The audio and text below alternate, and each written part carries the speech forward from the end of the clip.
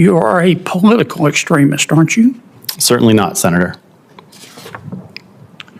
On July 9th of 2024, did you tweet the following, quote, "Honestly, the biggest long-term political problem the Democrats have is that they don't know how to talk to low-information morons," close quote. I don't believe those are my words, Senator. I'd have to be able to see them if you would share that with me. Yeah, here it is, big as Dallas. I don't believe those are my words, Senator. You tweeted them. I don't believe that I did. Yes, you did. I may have liked someone else's tweet or retweeted someone else's tweet. You Those often are not my words. like tweets you don't agree with? Those are not my words, Senator. Yeah, but you tweeted them in approval, didn't you? This professor thought he could hide his hatred for conservatives. He was wrong. Senator John Kennedy pulled up the receipts. He confronted this climate expert with his own tweets calling Republicans low-information morons and creepy MAGA weirdos. The professor tried to deny it. He tried to claim, "Those aren't my words." But Kennedy wasn't having it. Stick around. And if you love seeing arrogant elites get exposed, hit that subscribe button right now. Let's watch the roast. Thank you, Mr. Chairman. Dr. Keyes, Professor Keyes, are you clairvoyant? Thanks for the question, Senator. No, I'm not. I'm not either. So when you make predictions, these are my words, not yours. When you make predictions that climate change is going to destroy home ownership and the insurance market and otherwise cause the earth to spin off its axis. Those predictions are made on the basis of climate models, is that right? The forward-looking forecasts are based on models. My discussion was retrospective and focused on the data we've collected over the last 5 years. If those models are wrong, then your predictions would be impacted, wouldn't they? Senator, I would say that the famous quote is that all models are wrong, but some are useful. And in this case, there's a preponderance of evidence that suggests the direction that climate's headed. Methanethiol? I'm not aware of that term, Senator. I'm surprised. I've read a lot of your writings. You seem to fancy yourself as a climate expert. Senator, I'm an expert on housing markets, mortgage markets, and insurance markets. I'm not a climate scientist. If I told you that methanethiol is a sulfur-based aerosol gas, kind of smells like rotten cabbage, that is produced by microscopic plankton in all of our oceans, which cover 75% of the Earth's surface. Would you have reason to disagree with me? I certainly wouldn't, Senator. I'm here to talk about insurance. If I told you that this methanethanol is an aerosol, which escapes into our environment, it oxidizes and produces particles that substantially reflect the sun's radiation and heat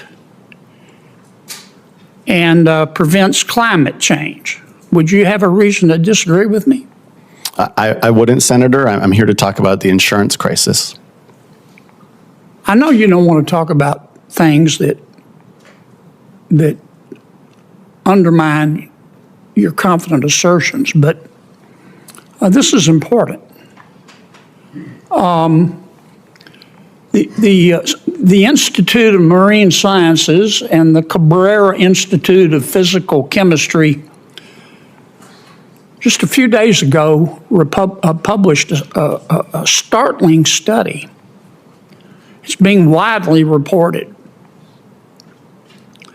And it found that while scientists and these climate change models on which you rely have always known about methanethiol, that now science has discovered ways to better measure it, and that it demonstrates that there's 25% more methanethiol being released into our atmosphere than any scientist ever thought. And that's going to have a huge impact on cooling the earth, and we're going to have to recalibrate all of our climate change models. I suggest you read it, Doc.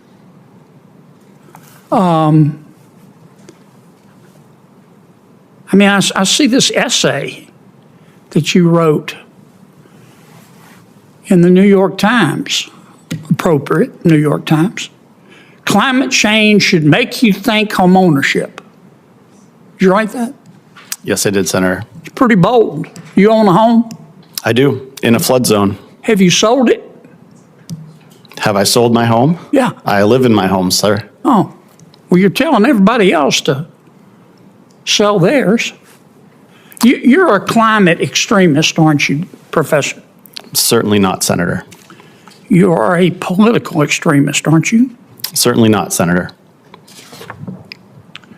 On July 9th of 2024, did you tweet the following, quote, honestly, the biggest long-term political problem the Democrats have is that they don't know how to talk to low-information morons, close quote. I don't believe those are my words, Senator. I'd have to be able to see them if you would share that with me. Yeah, here it is, big as Dallas. I don't believe those are my words, Senator. You tweeted them. I don't believe that I did. Yes, you did. I may have liked someone else's tweet or retweeted someone else's tweet. You Those often are not my words. like tweets you don't agree with? Those are not my words, Senator. Yeah, but you tweeted them in approval, didn't you?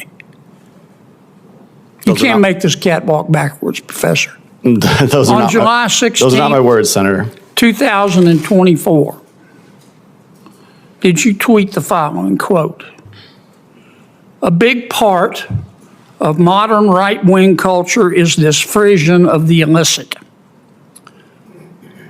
The reading of this or that writer or account that are outre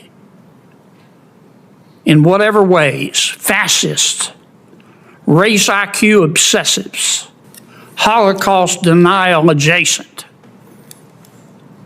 people with very weird sexual fixations and pathologies they turn into their own philosophy, etc.